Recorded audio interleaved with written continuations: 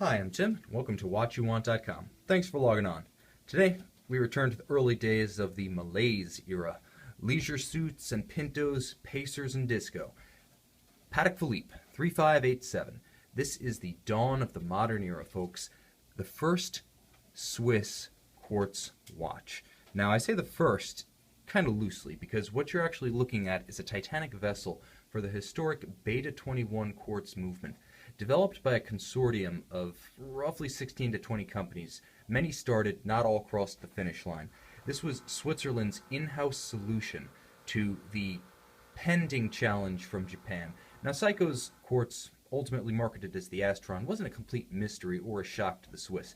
They knew as early as about 1960 that quartz was the future, and in 1962, they entered into a sort of consortium agreement and created what was called the Centre Electronique Horlogère, which was basically a combined corporation designed to develop one Uber movement, the first commercial quartz.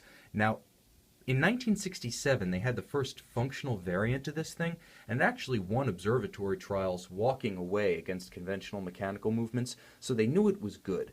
But by good, I mean accurate. The problem was this movement was also huge. The Beta-21 did everything that was advertised, but it didn't do it in a small way. This watch you're looking at is about 42 by 43 millimeters. The Patek Philippe reference 3587 is actually one of the more elegant integrations of a Beta-21, believe it or not.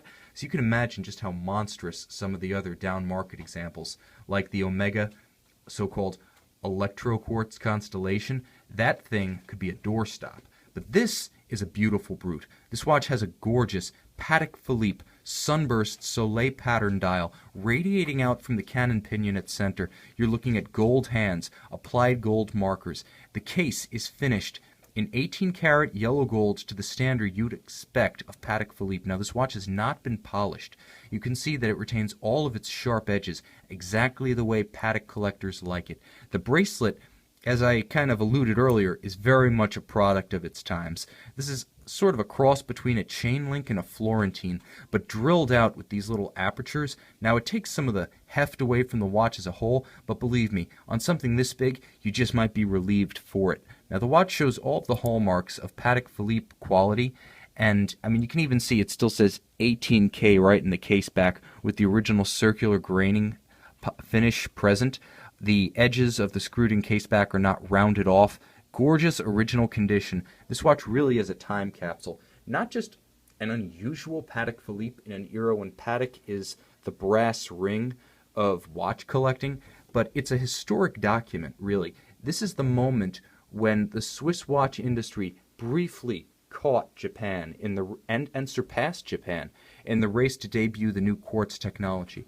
Although Japanese manufacturers ultimately capitalized on this technology in cheap mass-produced watches, the excellence of the Swiss watch industry was the first to market. Now, there are many Beta-21s out there from companies as common as Omega, as well-known as Rolex, but a Patek Philippe Beta-21 is really something. Now, we've only seen a handful of these in our entire history here at WatchYouWant.com, and the Beta-21 is special in any of its forms. In a Patek Philippe 3587, you're looking at something that, for all practical purposes, may as well be a piece unique. Wear this to the office, wear this to your watch club meeting, wear this to anything. Where gearheads, watch nuts, those who like fine couture are present, no one else will have one. But you will get a lot of questions. Now, this watch wears like a modern timepiece because of its size. What was monstrous in 1971 is now considered de rigueur. This is 42 millimeters across, and it actually sits nicely on the wrist because of its cushion shape, kind of like a Panerai Luminor, if you're familiar with that.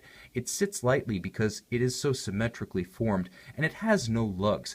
43 from top to bottom, that's what you get. There's no extending it out to 44, 45, 46, 47, 50 with tapered lugs.